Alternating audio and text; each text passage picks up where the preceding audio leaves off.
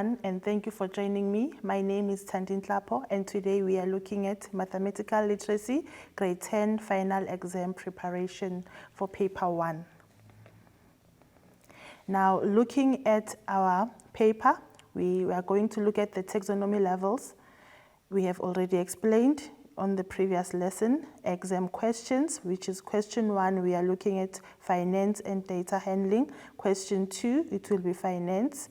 And then there'll be 3 points. There'll be point 2, remember, that will be our third point. Then the taxonomy levels. Level 1, it's knowing, of which it will be 30% of the 75% of the 75 marks for the paper. Level 2, it will be applying routine procedures in a familiar context, and it will also be 30%. And level 3 will be applying multiple step procedures in a variety of contexts, of which it will be 20%. And lastly, which is level 4, reasoning and reflecting, it will be 20%. Now for question 1, we are going to be looking at finance and data handling. Looking at the first given examples, it is adapted from Gauteng, November 2019, and we are looking at question 1.1.1. So now the table shows the income and the expenditure statement for Mr. Molefe for the month of October. So now looking at this statement, we have the income there. It shows the income and it also shows the expenditure items, the amount as a salary, as well as the debits that were taken out on this statement. Now for 1.1.1, it says identify one fixed expenditure item from the statement. Now remember, we have said for level 1, the taxonomy level that will be assessed, it's level 1 question. Now let us look at the fixed expenditure. Remember, when we talk of a fixed expenditure, it's whereby now we talk of paying something or paying for the same amount for an item or a service on monthly basis, meaning every month the amount that you pay will be the same. It will never change. Now let us look here. We can have a possible answer. It can be a car repayment. It can be a car repayment because it's a contract and it's fixed for that period that you have agreed on with your service provider. And it can also be a cell phone only if it's on contract. Right, now moving on to the next question. Question 1.1.2, calculate the median of Mr. Molefe's expenses. Now remember your terminology. You also need to know and understand what is a median. So a median, when we have explained it during our lesson, we have said a median is the middle value.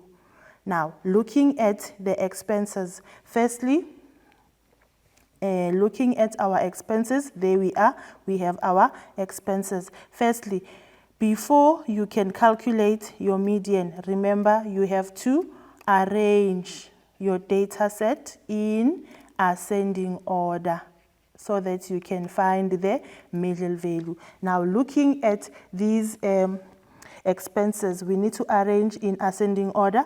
So starting from the smallest value to the biggest value. Now firstly, we have, according to this, we have 340, our next value, 450, our next value, we can take 600, followed by 950, followed by 1,000 and 1,500, and then we can have 2,200 and 3,000. It's our last value. So now we need to make sure that what you have arranged in the ascending order, it's what you have taken from the statement. So we have 1, 2, 3, 4, 5, 6, 7, 8 values on the statement. We must also have 8 values on what we have arranged. So we have 1, 2, 3, 4, 5, 6, 7, and 8. So it means our values are correct. Now, firstly, finding your middle value, you'll have to equate numbers on the right as well as on the left. So we have 1, 2, 1, 2, 1, 1. So in the middle, we have 2 values, of which is 950. So if we have 2 values in the middle, you add those values and divide by 2. So we have 950 divided by 1000, and this is divided by 2. So this will give us a total amount of 1950 being divided by 2. Our median would be 975. And do not forget that a median is a position of a value in a data set. Let us carry on the next example, of which it was adapted from KwaZulu-Natal, September 2019, and we are looking at question 1.1.7. Mzwandile's grandmother purchased 15 loaves of bread all together if the others was 40% brown loaves. Determine the number of brown loaves she actually bought. So now in this case, we know that she bought 15 loaves, and they are saying 40%, of which we can say multiply by 40 over 100. So 40% of this was brown bread.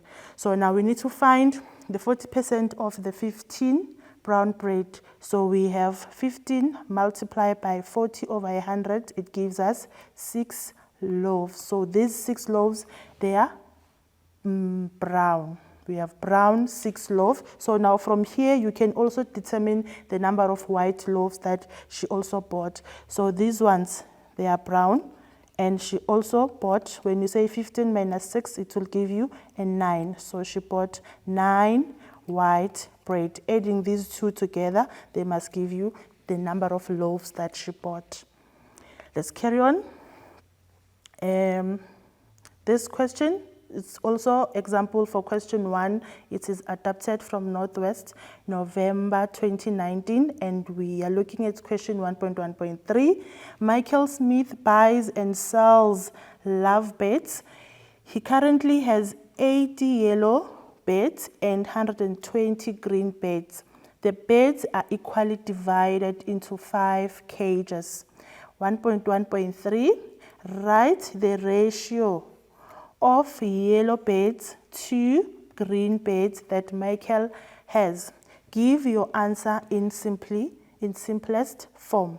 Now, firstly, you need to know what is a ratio so that you can be able to attempt this question. So a ratio is whereby you write your numbers in a way such as, let's say you'll have your yellow birds is to green birds. So now from here, you can be able to identify the number of yellow birds. We have said there are 80, so you will have 80 is to 120. And the question said you must write it in simplest form, meaning in a way whereby you can no longer simplify further.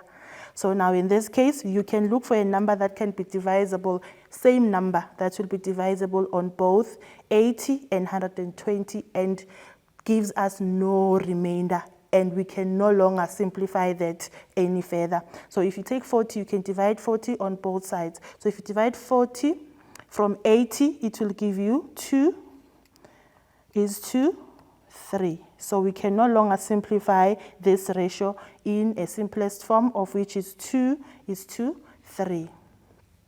Now we carry on to the next question.